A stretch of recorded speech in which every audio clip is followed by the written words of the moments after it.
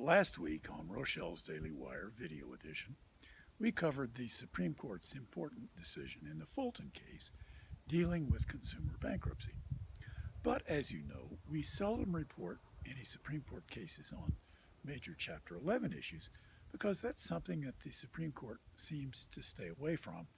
I suppose perhaps because they figure they might muck up unintentionally a system in bankruptcy that works very well. So, when it comes to important Chapter 11 cases, we most often report on the Third Circuit, and that's what we're going to do today. The reason most Chapter 11 law comes from the Third Circuit is because that's the circuit that gets appeals from Chapter 11 cases in Delaware. What I want to tell you about today is a Third Circuit case where the panel was split on the issue of equitable mootness on appeals from Chapter 11 plans. The majority uphold the equitable mootness approach, but the dissenter, again, pretty vehemently said that equitable mootness is something that should be stricken and that the court instead should examine the merits of whatever the appellate issue is from confirmation of a Chapter 11 plan. In the particular case, the issue dealt with so-called horizontal gifting, and the dissenter said that the doctrine of equitable mootness is going to prevent the court from ever ruling on the merits of horizontal gifting.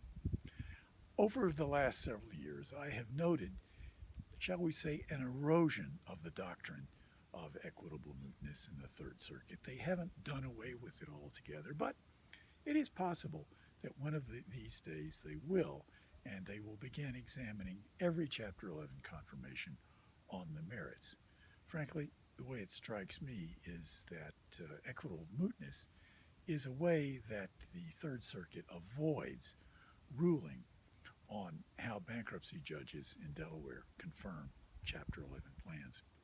I think one of these days we're going to come to a situation where the Third Circuit will routinely examine the merits, and then if they decide that there was a flaw somewhere in the confirmation process, I think then, instead of simply dismissing the appeal, they can send it back to the bankruptcy court and have the bankruptcy court take the first crack at deciding whether there is some kind of relief that can be granted without upsetting the entire Chapter 11 plan.